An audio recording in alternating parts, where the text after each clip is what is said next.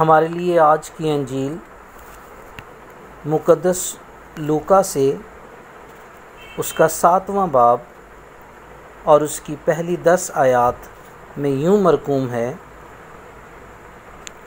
جب وہ لوگوں کو اپنی تمام باتیں سنا چکا تو کفرنہوم میں آیا، اور کسی صوبہ دار کا ایک غلام جو اسے عزیز تھا بیمار ہو کر قریب مرگ تھا، اور اس نے یسوع کی خبر سنی تھی۔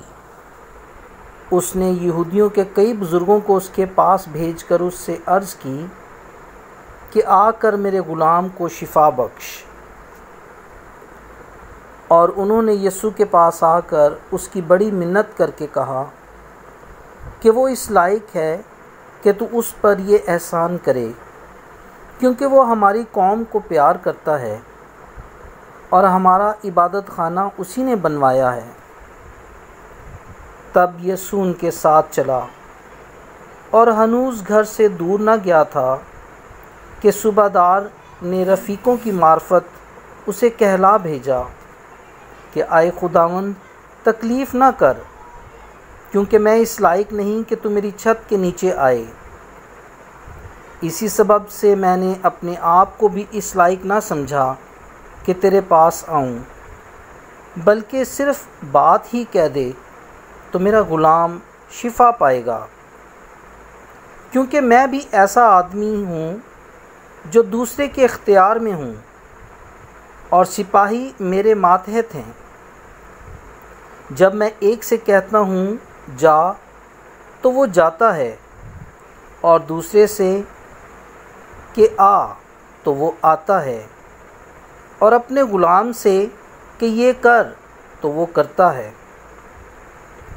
یسوع نے یہ سن کر اس پر تعجب کیا، اور مڑ کر اس ہجوم سے جو اس کے پیچھے آتا تھا کہا کہ میں تم سے کہتا ہوں کہ اتنا بڑا ایمان میں نے اسرائیل میں بھی نہیں پایا ہے۔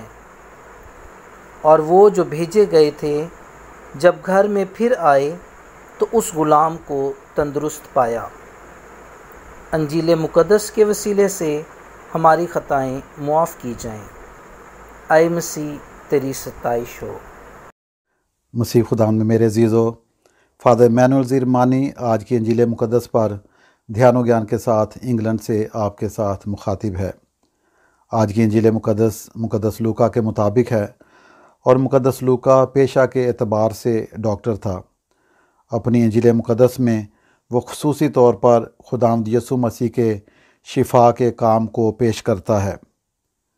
یہ بات ان طبی اصطلاحات اور بیماریوں کے ناموں کے ذکر سے معلوم ہوتی ہے جو صرف ایک ڈاکٹر اور امراض کا گہرا علم رکھنے والا ہی لکھ سکتا ہے۔ جب ہم مقدس لوکا کی انجیل کا مطالعہ کرتے ہیں تو بہت سارے معجزات کا ذکر ملتا ہے، جہاں مقدس لوکا مختلف بیماریوں کا ذکر کرتا ہے اور ان سے شفا یاب ہونے کا ذکر کرتا ہے۔ پطرس کی ساس کے بخار کے بارے میں وہ واحد انجیل نویس ہے جو کہ بڑی تب کا ذکر کرتا ہے۔ اس کے علاوہ اس عورت کا ذکر ہے جس کو 12 برس سے خون جاری تھا۔ مقدس پولس لوکا کو کلسیوں 4 باب 14 آیت میں پیارا طبیب لکھ کر اس کے طبیب ہونے کی تصدیق کرتا ہے۔ خداوند یسوع مسیح نے کہا تھا کہ میں اس لیے آیا ہوں کہ وہ زندگی پائیں بلکہ کثرت سے پائیں۔ کسی بیماری سے شفا پانا، اور پھر بیماری بھی ایسی کہ انسان قریب المرگ ہو، یہ کثرت سے زندگی پانے کے مترادف ہے۔ آج کی تلاوت میں ہم نے سنا ہے کہ خداوند یسوع مسیح کفرنہوم میں صوبہ دار کے غلام کو جو کہ قریب المرگ تھا اسے نئی زندگی عطا کرتے ہیں۔ سب سے پہلے ہم اس صوبہ دار اور اس کے غلام کے بارے میں غور کرتے ہیں تو ہمیں پتہ چلتا ہے کہ یہ صوبہ دار اور اس کا غلام دونوں رومی تھے۔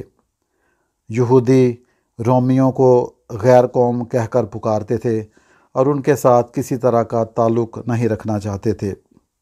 میرے عزیزو، یہ صوبہ دار جو آج کی انجیل مقدس میں اور آج کے اس معجزے میں مرکزی کردار ہے، اس کا کوئی بھی نام نہیں ہمیں ملتا۔ وہ بے نام ہے، لیکن اس کا کام، اس کا ایمان جو ہے وہ اس کے نام سے بھی کہیں زیادہ اس کی پہچان ہے۔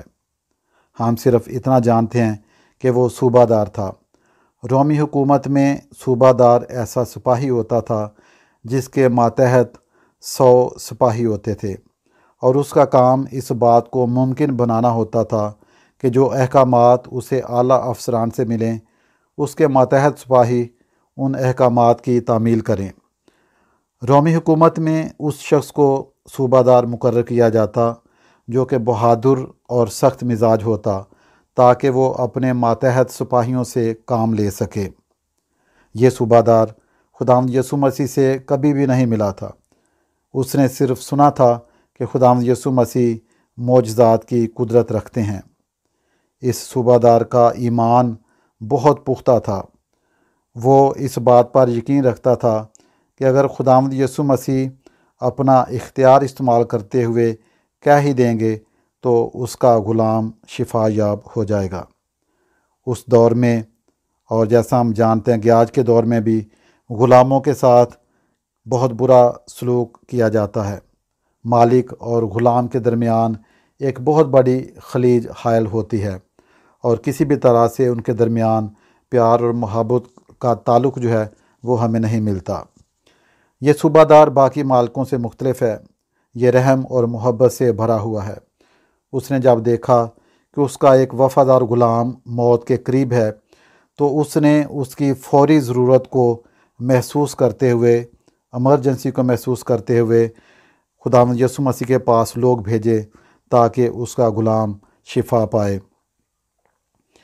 یہ صوبہ دار خود بھی خداوند یسوع مسیح کے پاس نہیں آتا، کیونکہ وہ اپنے آپ کو اس قابل نہیں سمجھتا کہ وہ خداوند یسوع مسیح کے پاس آئے۔ جب مسیح خداوند اس کے گھر کی طرف آتے ہیں تو وہ اپنے خاص لوگ بھیجتا ہے تاکہ خداوند یسوع مسیح دور سے ہی کہہ دے اور اس کا غلام شفا پائے۔